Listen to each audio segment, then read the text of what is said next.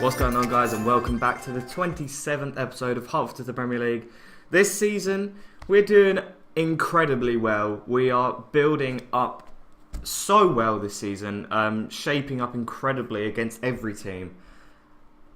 This current match we're about to play is Hertford versus Whitehawk in the English FA Cup qualifying second round. Bit of a mouthful, but hopefully we win that. But first, we'll have a quick look at our fixtures. Look at that, guys. So, unfortunately, we have lost, as you can see. But I think the last episode, we got to this match. Unfortunately, Killip and Watson both got injured in this 1-0 victory against Cambridge C. We have actually been plagued with key injuries. Obviously, Tom Scott's been out, Watson was out, Killip, who didn't really play, was out. A few others as well. I think Butcher was out. And we've actually performed so well even with the injuries.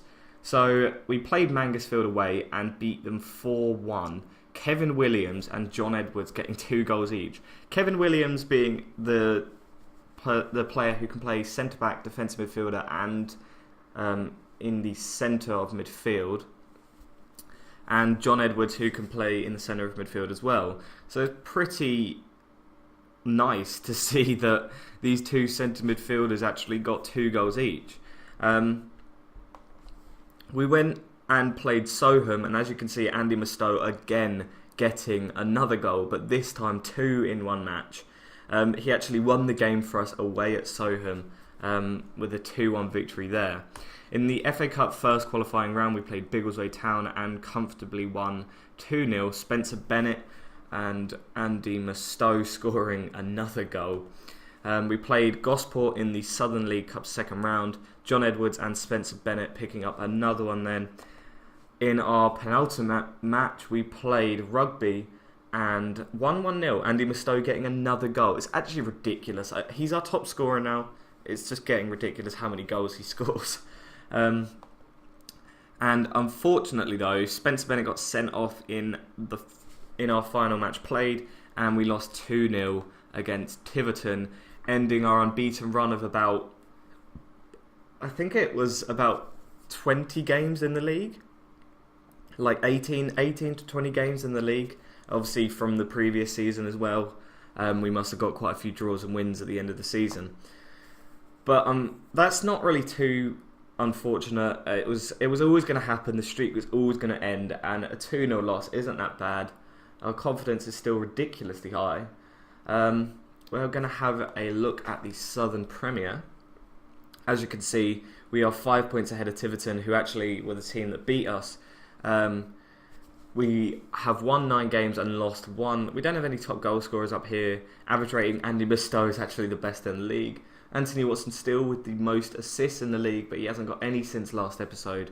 We'll have a look at the squad and selection info. So look at that, Andy Mustoe, 7 goals in 11 games in the league. Not in the league, overall, sorry. I don't even know why. I mean, I guess he has 14 free kick taking. It's not like he can finish well or has good long shots, or he's a pretty solid defender in terms of physicals, average marking, average tackling, average or worse heading, but his physicals are kind of the main thing that makes him quite a good defender. Next we have Simon Trebs, who has been injured, is currently back for this game. That's another injury that was pretty key for us. Anthony Watson still out. And on the left side, I think he's in light training now. Yes, he is, Tom Scott. But he's still got 64% condition, and it's really, really not worth playing him. His injury actually lasting how long? Where do I even see this? Here, just highlight it. Returning to full fitness in 8 days, so that's really decent to see. Good physicals, good crossing, good dribbling, kind of what you want to see from a winger. So we're probably going to go into the game with this team with more. So we've kind of shifted it a little bit because Miller is really good. I want to kind of play him almost every game. This is our home tactic now. So we play Miller as a defensive midfielder, just to shore up the defence a bit more. and more going through the middle, just a bit to the right though, so that Williams has a bit of space on the left to play around with. He's fairly decent in that position, but I might actually look at his rating, 7.95. I think that might only be like in 1 game or 2 games, but still pretty decent. Is there anything else I want to show you? Finances. They're picking up a little bit. This month we've nearly made a profit. I'm pushing it so hard to get a profit. Look how much we're in debt, guys. I reckon we can push though. We can get out of this kind of administration issues. It's never really come up as like an issue in any board meetings or in the media. They've never said that I'm in the minus by quite a bit. So hopefully that remains the same and I kind of build it up a little bit. For some reason we have 12k in our transfer budget. We started with nothing. We have 12k now. We haven't sold anybody. I don't want to use it because that's just an added expense. Income though is pretty big at the moment. FA Cup obviously is the key thing that we're getting the money from. So we kind of need to win this match quite badly. Gate receipts are going up. The month's not even over and we still have higher gate receipts. We're only in September and we have 24,000 gate receipts compared to 71,000 last season. Anything else that's quite close? Other, for some reason, whatever that is. It's actually higher than last season. Probably need to do a bit more fundraising. Matchday income looks quite positive considering we're only in late September. Sponsorship is actually higher than last season. But we still need to get that 13.5k from the Southern League Cup, or at least make up for it from the FA Cup. I think we reached exactly the same position last season, so we kind of need to push on and hope that we get a bit more this season. The season tickets were exactly the same, and merchandising is more or less the same as well. In terms of expenditure, I think it might be a bit higher. Is there anything that's higher? Loan repayments and interest is higher. Scouting costs, we have stopped completely now that we've got rid of any scouting. So hopefully, look at that, 137k spent last season on scouting. That's just ridiculous. Like, that is a lot of money. If you think the wage costs were only 202,000, so they're like a little bit less, maybe 50,000, 60,000 less than our total wage costs. So we're going to go straight into this match now. Sorry if you hear a beeper. I am cooking bacon, which is delicious.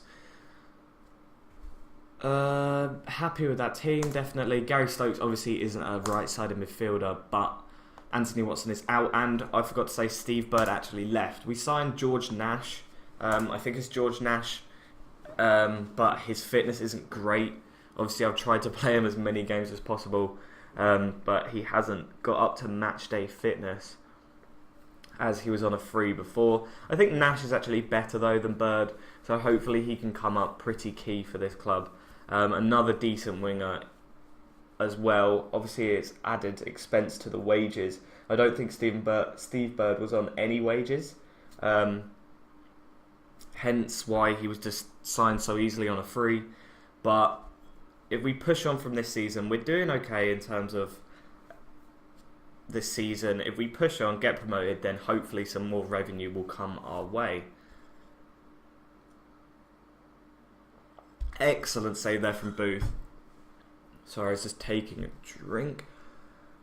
Long ball launched in from Newman, but it looked like they were going to get on the end of it, but Booth just kind of stepped up and knocked it back to the side, and that is the end of the highlight. So we need to pressure now. Mustoe to Griffiths, sends it inside the box. Williams is going to play it back to Griffiths, and he scores. What a goal. Keeper probably should have saved that, considering it was at his near post. You don't like to see a goalkeeper concede at his near post. But Adam Griffiths looked like he absolutely smashed that in the top left-hand corner. And Hertford have gone 1-0 up. Humphrey sending the ball long here, but it's good collection from Miller. Unfortunately loses the ball there, but Mustoe recovers and sends it to Griffiths. we're kind of messing around with it a bit. I want the passing to be a bit more sensible, a bit more simple as well. Roach with a good interception there though, and he's going to play it to Miller.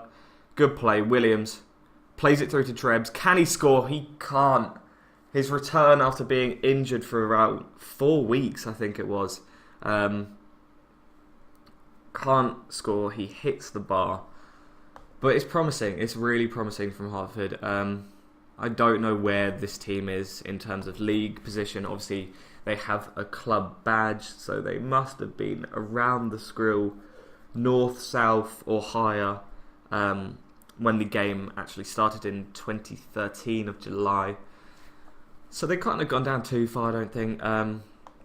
They're probably in the same league as me, but or the same regional league, the same league, just not in the same region. That's what I was trying to say. So we picked up an injury there, Kevin Williams with a knock. Luckily though, we have a lot of centre midfielders to cover for him. Going to bring on Jack Mullen. I think he plays pretty well. Yep, that's his best position. Not bad. Stokes has picked up a knock, but we're going to carry on playing as it is. We'll probably swap him for Moore and then maybe bring another centre midfielder on instead of Gary Stokes into the attacking midfield role. I mean, position is pretty crucial. I wouldn't say don't. What I'm trying to say is put them in the right position if you can. But when you're this low down in lower league management, it doesn't really matter if they're out of position, apart from a striker as a centre-back or a goalkeeper as a striker. A few positional changes doesn't really make much difference. So an attacking midfielder can be played as a centre midfielder or hopefully as a striker, depending on the stats. It all just kind of depends on the stats, guys, not what they're comfortable with. Obviously, that's best. You want to play each player naturally into a good position, but it's not 100% key. Trebs, can he counter here? Doesn't look like he actually gives the ball away again, and that's the end of the tactic. Right, we're going to pause it here really quickly because I make a few substitutions. Gary Stokes is not looking too healthy, so Bowyer will come on instead of him, and he'll swap with Wayne Moore. No, can't play that position. Oh well. Adam Griffiths. We've got... I think we're going to bring on John Edwards for Jim Miller, and he is going to swap with Bowyer because he can play defensive midfielder. He's fairly decent at it. He's not the best. We're probably going to go defensive. I don't know. I forgot to unpause it there. Simon Trebs isn't having the best career of his game. A game of his career of his game. Wow. Right, I will go defensive. We will close down Brent Cook and hopefully keep this victory intact. It looks like we will, depending on what happens with this. Mustoe, can he control it? Sends it back to Booth. Booth sends it long. Bowyer, good clearance there, and the ref blows a whistle. Hertford win 1-0 against Whitehawk and are sent through to the FA Cup third qualifying round. Congratulations, team. That is the highest, higher than last season. We should get a nice, tidy bit of revenue from that. Let's just see. Obviously, because it's the FA Cup second qualifying round, there's a lot of teams playing. So the processing might take longer than it normally does. I'm just going to leave it running and skip this, guys, so I'll be right back. Okay, I'm back, and let's have a quick look. 8.97k, that is really, really decent. I think the 2 games we just played in the FA Cup equate to more money than we've earned in the Southern League Cup for winning it. So, pretty happy with that. Take one game at a time. Good game, good game, good game. Kevin Williams is out for 3 to 4 weeks, which is disappointing. 2 goals in 3 appearances for him. Average rating of 7.6. I like his stats. He's got quite good physicals. That means he can play in a wide variety of positions through the middle. He doesn't have very good technical ability. His heading's quite good with his jumping reach, and he's 5'11", which helps. I think that's going to be it though, guys. We will kick on with these matches, probably rejoining 7 or so matches, maybe 6 or so matches around here. So maybe the Brackley home game might be the one that we play. But obviously, as always, stay tuned, subscribe if you want to see more. Like that little thumb down there, it really helps. And comment if you want to say anything to me, even if you just want to say hi, then do it. So I'll see you guys on the next episode.